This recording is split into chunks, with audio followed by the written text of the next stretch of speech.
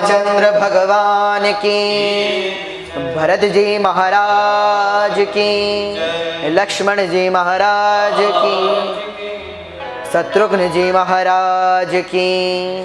जय जय श्री राधे श्याम। चारों ओर जय जयकार हुआ। भगवान राम के प्रागट्य का उत्सव हुआ। गुरुवर्धे त्यक्तराज्यो व्यचरधनु वनम पद्मपद्भ्यां प्रियाया पाणिस्पर्शा समाभ्यां रजतिपदरुजो यो हरीन्द्रानुजाभ्यां वैरूप्या शूर्पणख्या इति वीर्यवीरहरुषा रोपितो भ्रूविजृम्भ त्रस्ताब्दिर्बद्ध सेतु खलदवदहन कौशलेन्द्रोवतान्न। यहाँ दिव्य भगवान राम के प्रागट्य का उत्सव हुआ। आइए इन भगवान राम के ही वंश में आगे चलकर लव और कुश हुए। इनके वंश में आगे चलकर अतिथि नाम के राजा हुए। इनका वंश आगे चलकर सुमित्र नाम के राजा पर समाप्त हो गया। ऐसी कथा आई।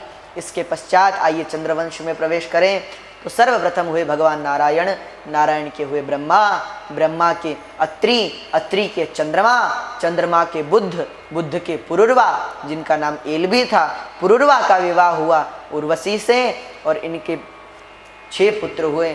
आयु श्रुतायु सत्यायु रयोथ विजयो जयः एलस्य उर्वशी गर्भाद् षडासन्नात्मजा नृप। आयु श्रुतायु सत्यायु रयोथ विजयो जयः। आयु श्रुतायु सत्यायु रय जय और विजय ऐसे 6 पुत्र हुए।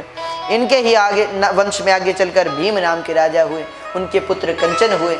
इनके ही वंश में आगे चलकर कुशाम्बु नाम के राजा हुए। उनके पुत्र हुए गाधी।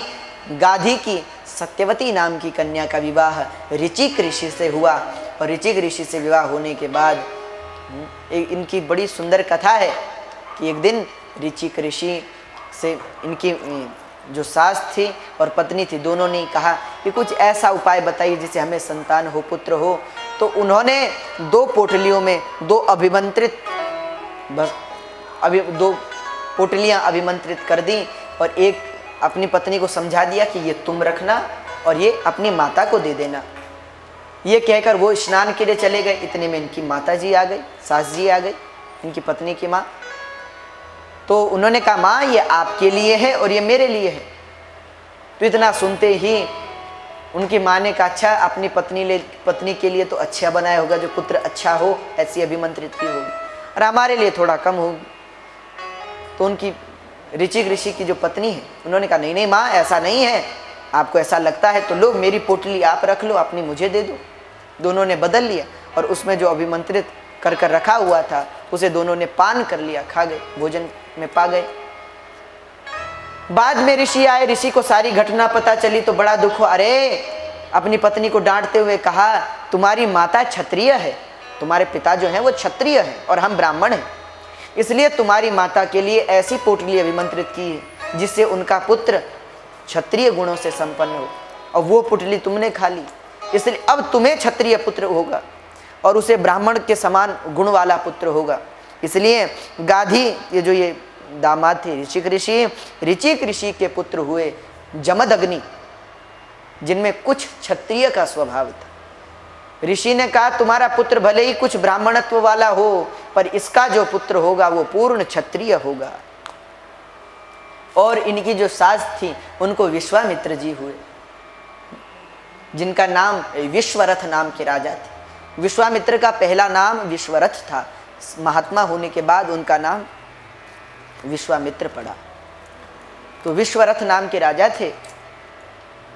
तो ये ब्राह्मण गुणों से संपन्न और इनके पुत्र जमदग्नि, उनमें क्षत्रिय गुण। और जमदग्नि का विवाह हुआ रेणुका से और माँ रेणुका और जमदग्नि के पुत्र हुए भगवान परशुराम, पूर्ण क्षत्रिय। 21 बार धरती को क्षत्रियों से हीन कर दिया। ऐसे क्षत्रिय स्वभाव वाले हुए। अच्छा, इनके ही वंश में आगे चलकर बहुत से राजा हुए। इनके ही पुत्र हुए। इनके वंश में आगे चल के हुए नहुष, और नहुष के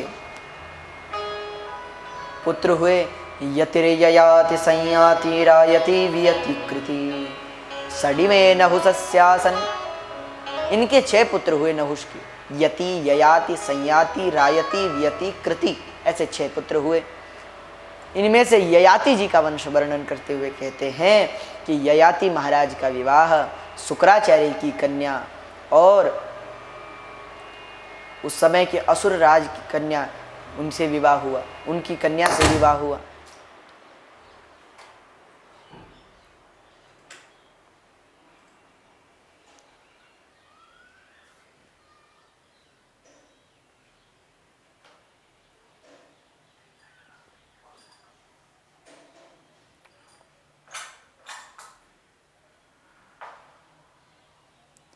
इसके पश्चात नहुष महाराज के पुत्र जो ययाति हैं, उनका विवाह शुक्राचार्य की कन्या देवयानी और उस समय के असुरराज की कन्या शर्मिष्ठा से उनका विवाह हुआ। ययाति महाराज को ने बहुत जीवन तक युवावस्था का भोग किया, राज्य के सुखों का भोग किया। इनके पुत्र हुए यदु, दुर्वसु इत्यादि। इनमें से इनके सबसे छोटे पुत्र थे, उनका नाम था पुरु। जब इन्हें वृद्धावस्था आ गई इनके ससुर के श्राप से, शुक्राचार्य के श्राप से, तो ययाति महाराज ने अपने पुत्रों से कहा कि क्या मुझे कोई अपनी आयु देगा? तो कोई तैयार ना हुआ। सबसे छोटे पुत्र थे पुरु, वो तैयार हुए, उन्होंने अपने पिता को अपनी आयु दे दी और पिता ने प्रसन्न होकर उन्हें सारा राज्यपाट दे दिया। अपने पुत्र की आयु का उपभोग किया। एक दिन राजा ने मन में सोचा, ययाति महाराज बड़ी ज्ञान की बात कहते हैं कि सचमुच देखा जाए तो व्यक्ति भोग नहीं भोगता, बल्कि भोग व्यक्ति को भोगते हैं। ययाति कहते हैं, न जातु कामः कामाना मुपभोगे न शाम्यति हविषा कृष्ण वर्त में एव भूय एवाभिवर्धते। भोगों को व्यक्ति नहीं भोगता, अपितु भोग व्यक्ति को भोगते हैं।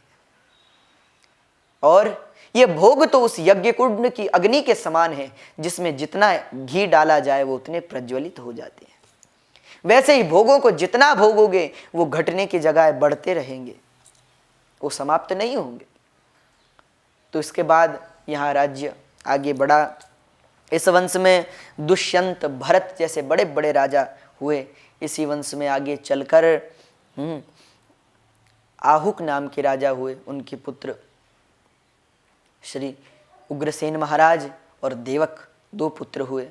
उग्रसेन के कंस नाम का एक पुत्र हुआ और इनके 9 पुत्र और 5 कन्याएं थी। जी 5 कन्याएं, कंस, कंसावती इत्यादि 5 कन्याएं थी और 9 पुत्र थे। उनमें से सबसे बड़े कंस थे। इनके छोटे भाई हैं देवक। देवक की भी कन्याएं हैं और एक पुत्री हैं देवकी, जिनका विवाह वसुदेव जी से हुआ। इधर जो उग्रसेन महाराज की जो 5 कन्याएं हैं, इन कन्याओं का विवाह वसुदेव जी के भाइयों से हुआ, ऐसी कथा आई।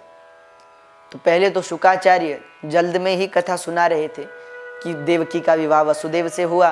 इनके वहाँ भगवान प्रकट हुए, कंस का नाश किया, धर्म की भूमि पर धर्म को स्थापित किया। यदा यदा हि धर्मस्य ग्लानिर्भवति भारत अभ्युत्थानम अधर्मस्य तदात्मानं सृजाम्यहम्। ऐसा भगवान ने किया और अंत में भगवान अपनी लीला को संवरण कर कर भगवान अपने धाम को प्रस्थान कर गए। इतना सुनते ही परीक्षित ने कहा, महाराज मुझे कथा विस्तार से सुनाइए। आप ऐसे क्या सुना रहे हैं? कथितो वंश विस्तारो भवता सोम सूर्ययो राज्ञां चो भयवंश्यानां चरितम परमाद्भुतम। महाराज हमें कोई विशेष ये कथा विस्तार से सुनाइए। शुकाचार्य ने कहा, जरूर सुनाएंगे राजा, पर उससे पहले काम करो। राजा ने कहा, महाराज जो कहोगे वो करूँगा, पर आप कथा सुनाइए विस्तार से। शुकाचार्य ने कहा, देखो तुम्हें प्यास लगी होगी, भूख लगी होगी, जाओ राजा भोजन कराओ। इतना सुनते ही राजा ने कहा, नहीं महाराज, नई साति दुस्सहा शुन्माम त्यक्तो दमपि बाधते पिबंतम तन्मुखाम भोजम च्युतम हरि कथामृतम। अरे जहाँ आपके मुख से बहने वाली भागीरथी गंगा मिल रही हो, फिर हम सांसारिक अन्न को क्यों ग्रहण करें, हमें कथा सुनाइए। शुकाचार्य ने कथा सुनाना आरंभ किया। शुकाचार्य कहते हैं, गौर भूत्वा सुमुखी खिन्ना क्रंदंती करुणम विभो। एक बार धरती भगवान के पास गई, प्रभु भार बहुत बढ़ गया है, आप पाप को कम कीजिए, धरती पर अवतरण लीजिए। तब भगवान ने कहा, इस बार हम स्वयं आएंगे, चिंता न करो। भक्ति इधर पृथ्वी को विदा किया। समय आया, यहाँ ये जो उग्रसेन महाराज हैं, इनके छोटे भाई हैं देवक, देवक की कन्या है देवकी। कंस बड़ा दुष्ट है, उसने सोचा कि अब बहन का विवाह कैसे कहाँ किया जाए, हमारी बहन है, इसका विवाह कहाँ हो। तो मन में विचार आया कि वसुदेव जी से अच्छा कोई और वर नहीं मिल सकता, इसलिए हमें वसुदेव जी से ही इसका विवाह करना चाहिए। ये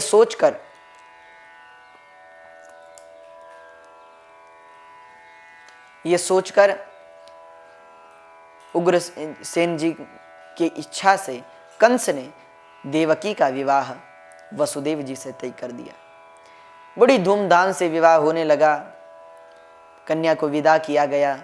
कंस स्वयं सारथी होकर बैठा रथ में छोड़ने के लिए अपनी बहन को, कि अचानक आकाशवाणी हुई। आकाशवाणी ने कहा, कंस, जिस बहन के रथ को तू इतने प्रेम से हाँक रहा है, अस्यास्त्वामष्टमो गर्भो हंतायाम बहसे बुध, इसकी 8वीं संतान ही तेरे वध का कारण, इसका तेरा वध करेगी।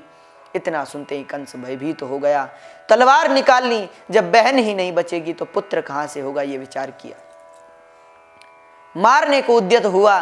तब वसुदेव जी ने चरण पकड़कर कहा, महाराज आप क्षत्रिय हैं, बलवान हैं, अगर आप ऐसा कुकर्म करेंगे तो आपकी श्री का नाश हो जाएगा, आपके यश का नाश होगा। एक स्त्री को मारना कोई ठीक नहीं।